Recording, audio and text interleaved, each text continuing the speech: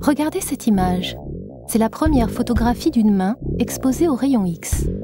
Le 8 novembre 1895, le physicien allemand Wilhelm Röntgen, qui travaillait sur les tubes cathodiques, fait l'obscurité dans son laboratoire.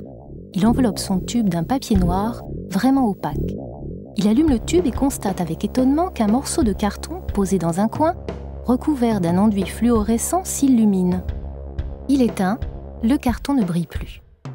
Il rallume, le carton brille à nouveau. Röntgen a aussitôt l'intuition que le curieux tube de verre qu'il utilise émet un rayonnement capable de traverser le papier noir. Un rayonnement invisible, inconnu, qu'il appelle X.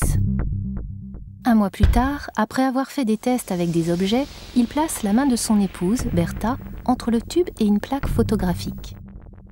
Sur la radiographie, la chair et les muscles ont disparu. On ne voit plus que les os et la bague.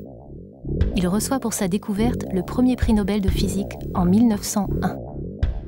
Tout le monde se précipite pour faire tirer le portrait de sa main, de son pied ou de son corps entier en radiographie. Mais les accidents cutanés ont été nombreux. Depuis, seuls les médecins ont été autorisés à utiliser les rayons X avec des doses très limitées pour les besoins du diagnostic.